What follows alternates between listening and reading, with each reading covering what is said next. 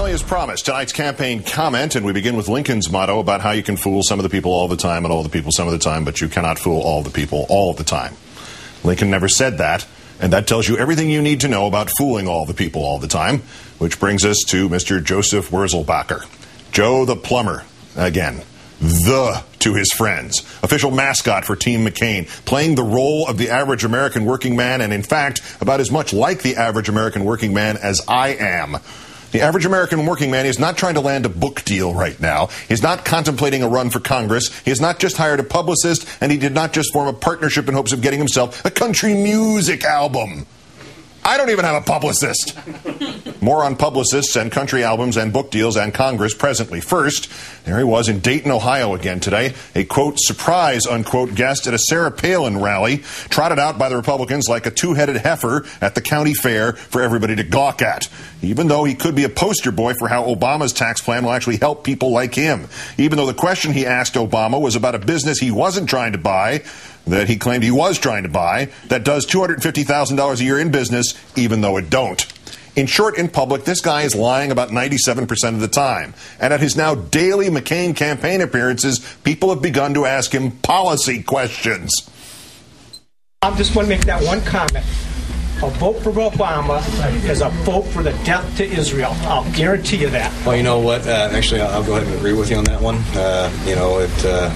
No, I agree with you. I really think that would be a problem.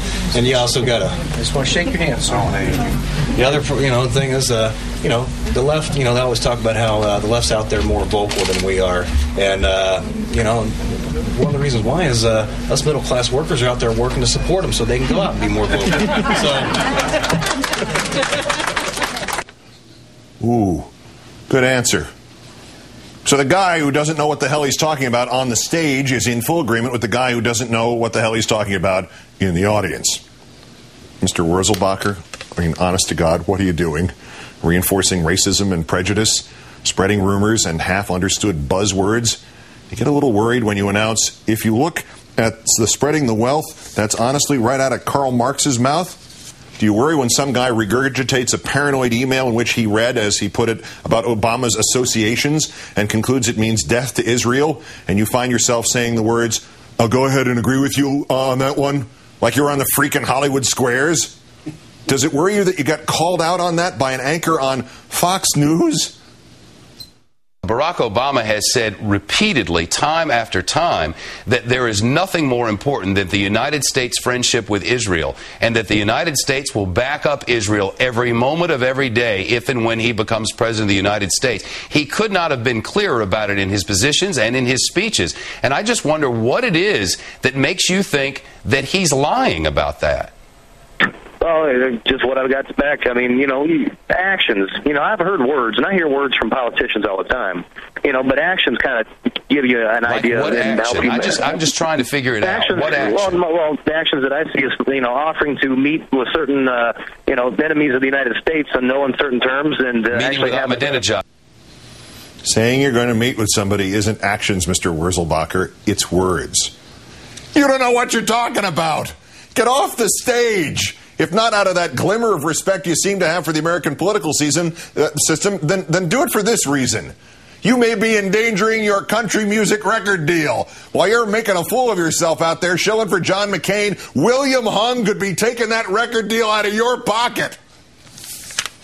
You think I'm kidding about this? Yesterday, country music artist and producer Aaron Tippin formed a partnership with Joe Wurzelbacher and two others to try to get him a recording contract and concert dates. Joe is, quote, a complicated guy with a very dynamic personality. He can sing and obviously has a strong political point of view, says his publicist.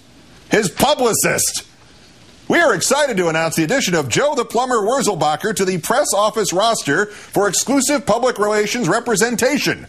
He now shares billing there with their other clients, Larry Gatlin and the Gatlin brothers, John Sebastian, and the enigmatic Leon Redbone, Yodeling Zeke, Butterball Jackson, Redaboy and Yuma, Cloris Moselle.